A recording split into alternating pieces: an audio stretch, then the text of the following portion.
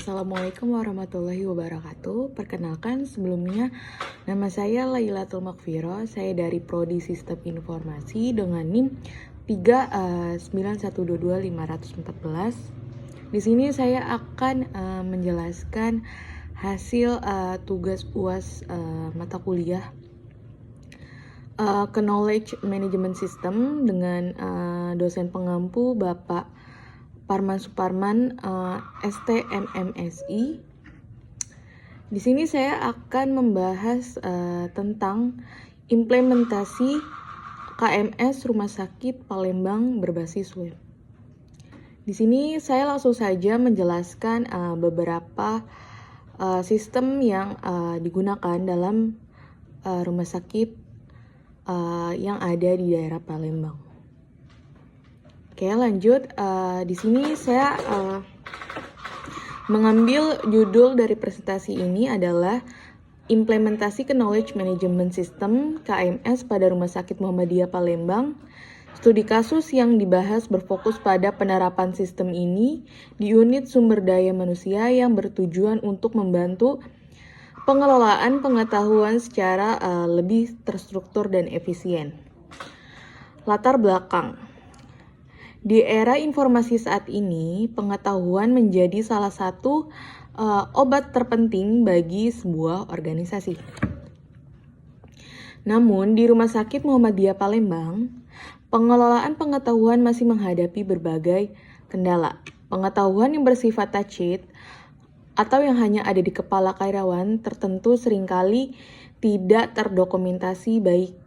Selain itu, pengetahuan eksplisit seperti dokumen penting tersebar di berbagai tempat dan tidak terorganisir.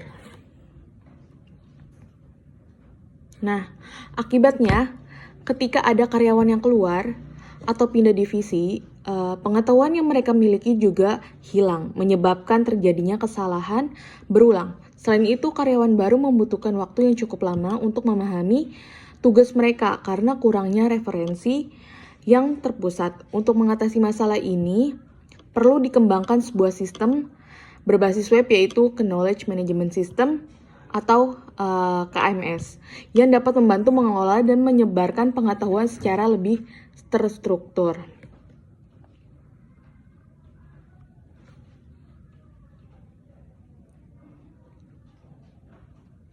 Nah, jadi begini, di rumah sakit, pengetahuan itu sebenarnya aset yang penting banget. Tapi masalahnya, ada banyak tantangan nih. Yang pertama, ada pengetahuan yang cuma ada di kepala beberapa karyawan dan nggak pernah dicatat. Lalu yang kedua, dokumen-dokumen penting itu suka nyebar di banyak tempat, jadi susah untuk mencarinya. Nah, yang paling bahayanya itu kalau ada karyawan keluar atau pindah divisi itu pengetahuan mereka juga ikut jadi hilang. Jadinya karyawan baru tuh butuh waktu lama untuk belajar dari awal lagi. Kebayangkan ya repotnya. Nah, karena itu makanya dibuatlah KMS ini untuk rumah sakit yang ada di Palembang. Lalu untuk di slide berikutnya di sini ada tujuan dan manfaat. Tujuan utama dari implementasi KMS ini adalah untuk mendokumentasikan dan menyebarkan pengetahuan secara sistematis. Dengan adanya sistem ini, karyawan dapat lebih mudah mengakses informasi yang mereka butuhkan untuk menyelesaikan tugas mereka. Manfaat dari sistem ini sangat signifikan. Pertama, KMS membantu mencegah hilangnya pengetahuan yang berharga ketika karyawan keluar atau pindah. Lalu yang kedua, sistem ini meningkatkan efisiensi kerja karena informasi yang dibutuhkan mudah diakses dan terorganisir. Lalu yang ketiga, KMS ini juga mempercepat proses adaptasi bagi karyawan baru dengan menyediakan referensi kerja yang lengkap dan mudah dipahami.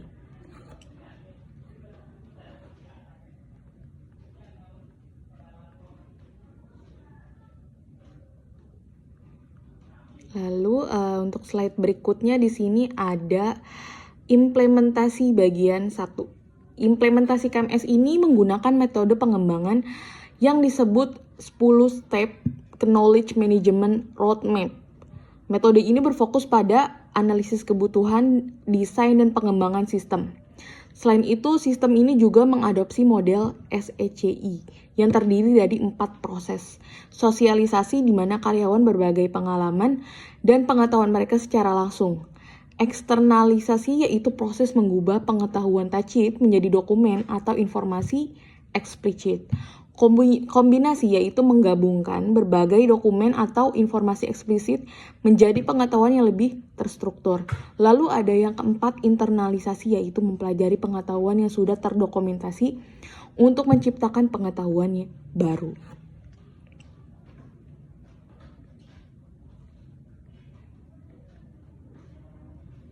Jadi intinya pengetahuan itu diputar terus biar makin berkembang. Lalu yang di slide berikutnya ini ada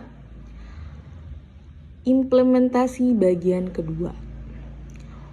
Untuk membangun KMS, sebuah blueprint, sistem dirancang dengan 3 lapisan utama. Pertama, interface layer yang memungkinkan karyawan mengakses sistem melalui browser. Kedua, authentication layer yang memastikan keamanan dan membatasi akses berdasarkan peran pengguna. Lalu yang ketiga ada collaboration layer yang menyediakan fitur untuk pencarian, diskusi, dan dokumentasi pengetahuan. Sistem ini juga memiliki peran pengguna yang jelas. Administrator bertanggung jawab untuk mengelola sistem dan memvalidasi data, sementara karyawan dapat mengakses, berbagi, dan menyumbangkan pengetahuan mereka ke dalam sistem. Nah, berikut tampilan rancangan activity diagram untuk menampilkan artikel. Dan di sini di implementasi bagian 2 ini juga ada use case diagram aplikasinya.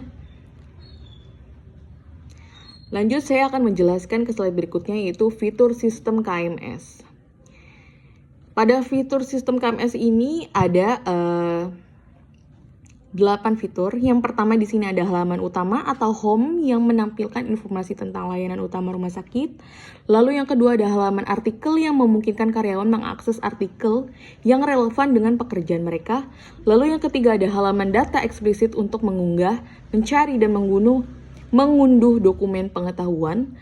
Lalu yang keempat ada halaman data sheet yang memungkinkan karyawan berbagai pengalaman dan pengetahuan mereka. Lalu yang kelima ada forum diskusi sebagai media interaktif untuk berbagai ide dan solusi.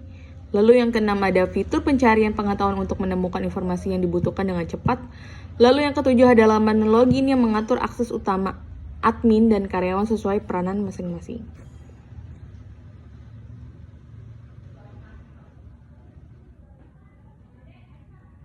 Nah, jadi yang pertama ini ada halaman utama buat info layanan untuk rumah sakit. Lalu halaman artikel ini, jadi karyawan bisa baca artikel terkait pekerjaannya. Lalu yang di sini ada data eksplisit, tempat untuk menyimpan dan mendownload dokumen penting. Lalu yang keempat ini ada data sheet untuk berbagi pengalaman dan ide.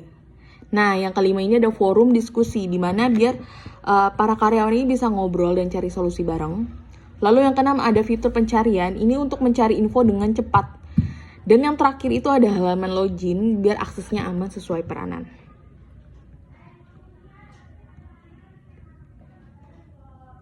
Nah, berikut beberapa gambaran fitur-fitur yang ada di KMS-nya. Di sini ada halaman home, kemudian ada halaman artikel, halaman eksplisit, halaman data, sheet, kemudian ada halaman cari ke knowledge, lalu ada halaman login, admin, dan karyawan. Kemudian yang terakhir di sini ada kesimpulan dan saran. Kesimpulannya, sistem KMS yang berbasis web telah berhasil diterapkan di Rumah Sakit Muhammadiyah, Palembang. Sistem ini membantu mencegah hilangnya pengetahuan berharga, meningkatkan efisiensi kerja, dan mempermudah proses adaptasi karyawan baru. Untuk pengembangan lebih lanjut, disarankan agar sistem ini dilengkapi dengan fitur multimedia seperti video tutorial. Selain itu, evaluasi rutin perlu dilakukan untuk memastikan keberlanjutan sistem. Akhir, pelatihan intensif bagi karyawan sangat penting untuk memastikan mereka dapat memanfaatkan KMS secara optimal.